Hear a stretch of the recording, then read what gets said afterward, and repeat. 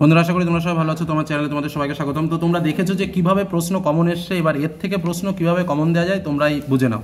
তো কালকেও যে প্রশ্ন লাস্ট আমরা শেয়ার করেছি সেখান থেকেও পরপর দুটো কোশ্চেনের নোট শেয়ার করেছি, দুটো প্রশ্নই কমন এসছে।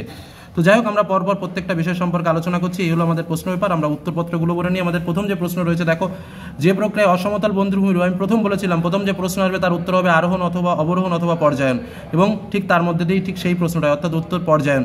দ্বিতীয় প্রশ্ন যেটা হয়েছে সেটার উত্তর হচ্ছে অপসারণ। মরুভূমিতে বায়ু দ্বারা বালিকণা উত্থিত এবং অপসারিত হয় যে প্রক্রিয়ায়, সেটির নাম হচ্ছে অপসারণ প্রক্রিয়া। চলে যাবো তার পরবর্তী প্রশ্ন। সমুদ্র পৃষ্ঠে বায়ুর গড় চাপ কত? উত্তর হচ্ছে 113.2 মিলিবার। নিরক্ষীয় জলবায়ু অঞ্চলে বৃষ্টিপাত ঘটে কখন? সারা বছর ধরে বৃষ্টিপাত হয়। এল নিনোর প্রভাব কোথায় দেখা যায়? আটলান্টিক মহাসাগরে এল নিনোর প্রভাব দেখা যায়। কোনো স্থানে মুখ্য জোয়ার এবং গৌণ জোয়ারের মধ্যে সময়ের পার্থক্য কত? কতবার এই প্রশ্নটা যে মক টেস্টেও নিয়েছি তার ঠিক নেই। তো উত্তর হচ্ছে 12 ঘন্টা 26 মিনিট। নিম্নলিখিতগুলির মধ্যে বিষাক্ত বজ্র কোনটি? উত্তর হচ্ছে পারদ। বর্তমান ভারতের অঙ্গরাজ্যের সংখ্যা মোট কটি? উত্তর হচ্ছে 28টি। দেখো, খুব ভালো করে বুঝবি, উত্তর কিন্তু 28টি হবে, 29টা নয়।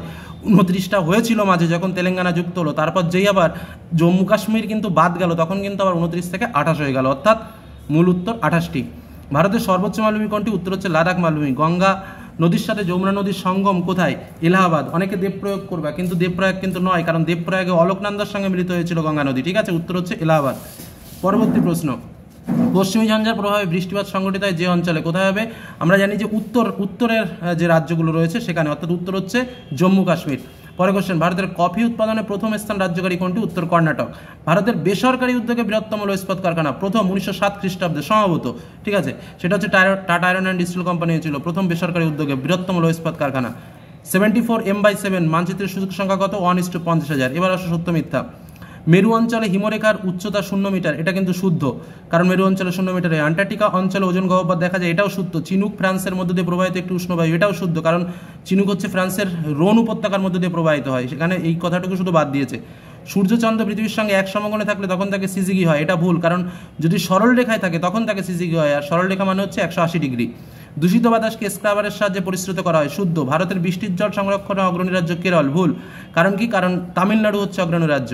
উপগ্রহ চিত্র ব্যাখ্যার জন্য কম্পিউটার আবশ্যিক। দেখো, এই প্রশ্নটা নিয়ে আমি উত্তর দিতে পারবো না, কারণ উপগ্রহ চিত্রের জন্য কম্পিউটার ব্যবহার প্রয়োজন কিন্তু আবশ্যিক নয়, সেই হিসেবে বিচার করতে গেলে এটি কিন্তু অশুদ্ধ হয়। আবার যে কম্পিউটার লাগবে না এটাও কিন্তু বলা যায় না, অর্থাৎ এই প্রশ্নটা শুদ্ধ এবং অশুদ্ধ নিয়ে আমার কনফিউশন। তবে যদি রিয়েলিটি বলো, আমি বলবো এটাকে অশুদ্ধ দেওয়া উচিত, কারণ উপগ্রহ চিত্র আমরা যখন পড়েছি অনার্সে তখন কিন্তু এটা ব্যাখ্যার জন্য কম্পিউটারের বা বিশ্লেষণের জন্য কম্পিউটারের প্রয়োজন হয় না, এটাই কিন্তু মূল কথা। কিন্তু কম্পিউটার সহযোগিতা করে, এটাই হলো মূল ব্যাপার, যার জন্য আমি এটার উত্তরটা আমি এখন কনফিউজডই রেখে দিলাম। আচ্ছা, পরের প্রশ্নে আমরা চলে আসি। দেখো, শূন্যস্থান। ফানেল আকৃতি চড়া নদী মোহনাকে কি বলা হয়? খাড়ি বলা হয়। বালি দ্বারা গঠিত মরুভূমি সাহারায় কি নামে পরিচিত? আর্গ নামে পরিচিত। বায়ুপ্রবাহের গতিবেগ নির্ণয় করা হয় কিসের সাহায্যে? অ্যানোমিটার যন্ত্রের সাহায্যে। ড্যাশ স্রোত সমুদ্র সমতলের উপর দিয়ে প্রবাহিত হয়, উত্তর হচ্ছে বহিঃস্রোত বা হালকা স্রোত। অনেকে উষ্ণ লিখেছ, দেখো, উষ্ণ স্রোত কখন উপরিভাগ দিয়ে প্রবাহিত হয়? বেশিরভাগ অঞ্চলে। কিন্তু তুমি যদি দেখো যে যেখানে আন্টার্কটিক অঞ্চল রয়েছে সেখানে কিন্তু উষ্ণ স্রোত উপর দিয়ে প্রবাহিত হয় না, তখন কিন্তু উষ্ণ স্রোত নিচের দিয়ে প্রবাহিত হয়, আর শীতল স্রোত উপর দিয়ে প্রবাহিত হয়। অর্থাৎ এখানে সঠিক উত্তর, অ্যাপ্রোপ্রিয়েট উত্তর হবে বহিঃস্রোত, যেটা সবসময় উপর দিয়ে প্রবাহিত হয়। পরের প্রশ্ন। মালাবার উপকূলের উপহ্রদগুলি স্থানীয় ভাষায় ড্যাশ নামে পরিচিত? কয়াল। জোয়ার বাজরার আগে প্রভৃতিকে একত্রে কি বলা হয়? মিলেট বলে। ভারতের মহাকাশ সংস্থা, মহাকাশ গবেষণা সংস্থা কোথায়? বেঙ্গালুরুতে। এসে কি প্রশ্ন। মরুভূমিতে যে শুষ্ক নদী উপত্যকা দেখা যায় তার নাম কি? ওয়াদি।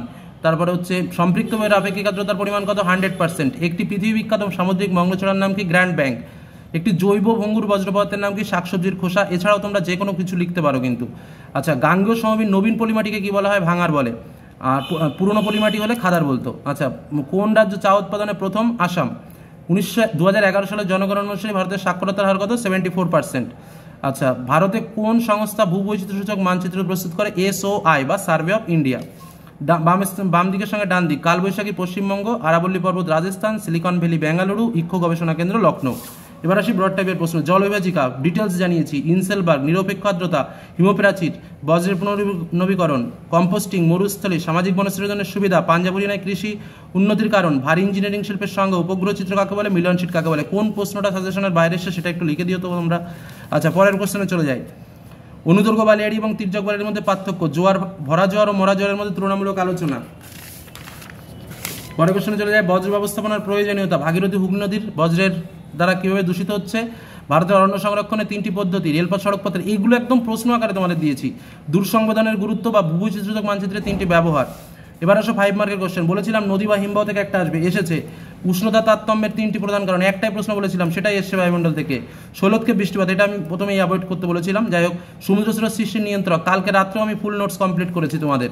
আচ্ছা, উত্তর ভারত দক্ষিণ ভারতের নদ নদী, কালকে রাত্রেই আমি নোট দিয়েছি পুরো, যে প্রশ্নটা আসবে একটা প্রশ্ন পড়ে গেলে আসবে। বলেছিলাম চা বা কার্পাসের মধ্যে আসবে, কার্পাস দিয়েছে। এই প্রশ্নটা ওপেন বলেছিলাম যে এই প্রশ্নটাই আসবে, ঠিক সেটাই দিয়েছে। আর পেট্রোরসায়ন শিল্পের কেন্দ্রীয় মনিকরণ, আরেকটা বলেছিলাম যে জনসংখ্যা বৃদ্ধির কারণ অথবা অসম জনসংখ্যা বন্টনের তারতম্য, তো জনসংখ্যা বন্টনের তারতম্য দিয়েছে। ঠিক এই হলো তোমাদের প্রশ্ন। আর যেগুলো ম্যাপ পয়েন্টিং রয়েছে, স্বাভাবিকভাবে নীলগিরি পর্বত, তাপ্তি, লেকটাক হ্রদ, কালকে যেটা মডেল সেট দিয়েছি আমি তোমাদের ম্যাপ পয়েন্টিংয়ের, একদম সেখান থেকেই সমস্ত প্রশ্ন দিয়েছে, তার বাইরে কোনো প্রশ্নই আসেনি। তো এই হলো তোমাদের প্রশ্ন, এই হলো তোমাদের শর্ট টাইপের প্রশ্নের উত্তর। আলোচনাটি ভালো লাগলে লাইক করো, বন্ধুদের সঙ্গে শেয়ার করো, যারা চ্যানেল নতুন সাবস্ক্রাইব করোনি সাবস্ক্রাইব করে রেখো। ধন্যবাদ।